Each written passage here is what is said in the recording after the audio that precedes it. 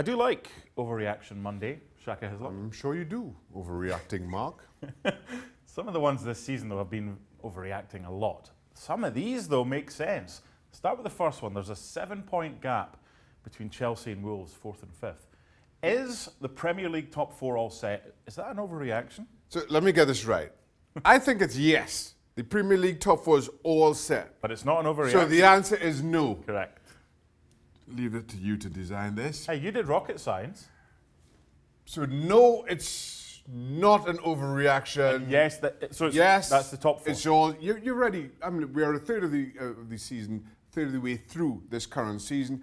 I know there's a lot of football to be played, and I know the gap between with Wolves and the top 4 is 7, and then the likely contenders of Man U and Spurs is even further at 9 points.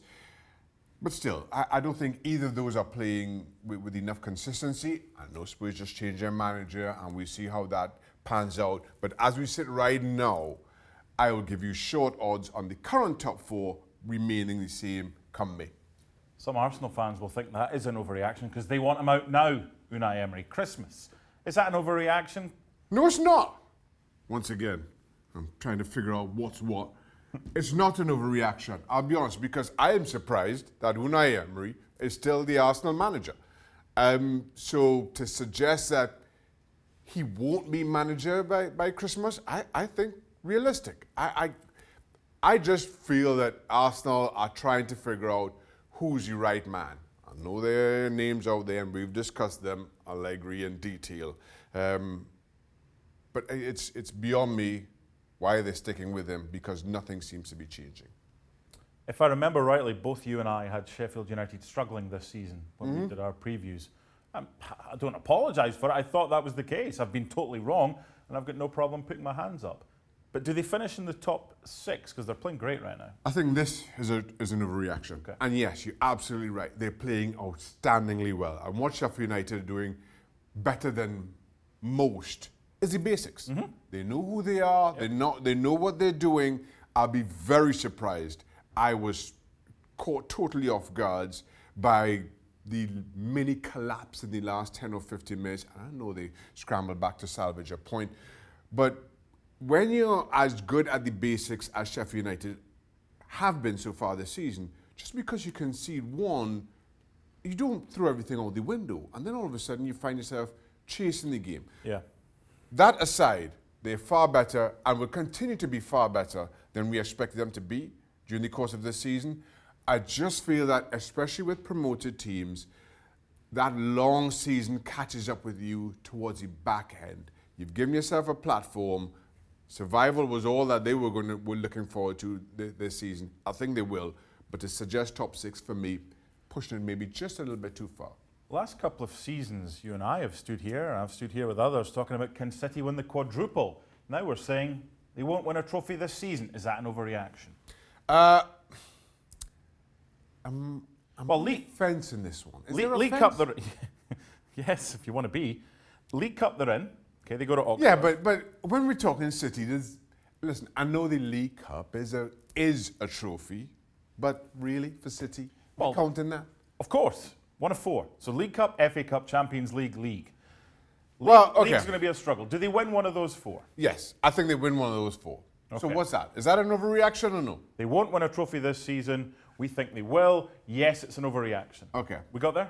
Yes, we got there in the end. So they'll win one of them? Yeah, I don't think they win the league. Okay. I think the Champions League is still in play. Yeah. We're talking the best teams in Europe, and a lot of them I think will improve between now and when the knockout stages come. So we're looking at the two domestic cups. And in my opinion, the only team consistently better than Manchester City is Liverpool. Yeah. I think what works in City's favour, certainly in terms of this discussion, is I think the further the season goes on, the more Liverpool will have their eggs in one basket. Understandably. Well, look, when they play Villa, they're already playing on the other side of the world as well in the Club World Cup. I totally understand that approach, that the league is more important to Liverpool than anything else, but that plays perfectly into City's hands. So as we sit right now, I'm going to say City do win some silverware. Okay, We'll end with Gareth Bale. Now, for anyone that's saying, oh, Daniel Levy never spends money and blah, blah, blah, if they were to get Gareth Bale in January, that would be a statement. But if he was to return to January to Spurs... This is so preposterous that the old chicken's head is falling off. I know Spurs fans are going to hate that. Gareth Bale returns to Spurs in Germany in January. What's that? Is it an overreaction? Yes, it's an overreaction. And it's a cockerel. It's a chicken. I'm a West Ham fan. It's a chicken. So it's a no. No chicken? No. That's not happening. Why are you so certain? Why wouldn't it? Why couldn't it? Because, well, you mentioned Daniel Levy and Spurs' own history in the transfer market, certainly recent history. Maybe that changes and promises made to Mourinho. Who knows? But I still feel that Gareth Bale exit of Real Madrid is far more complex than I think people are expecting. Might be on loan. I just don't see it happening. I just feel that this is a deal that has so many ins and outs, so many twists and turns. It's one that will take 2 or 3 months to work through, and that will be the summer months. Maybe those talks are going on now. I have my doubts. I just feel Gareth Bale sees out the season in Madrid, and then we'll see where he eventually ends up. Cockerel. Well, thank you very much for watching ESPN on YouTube. For more sports highlights and analysis, be sure to download the ESPN app. And for live streaming, premium content, and let's not forget as well, ESPNFC 7 days a week. Subscribe to ESPN+.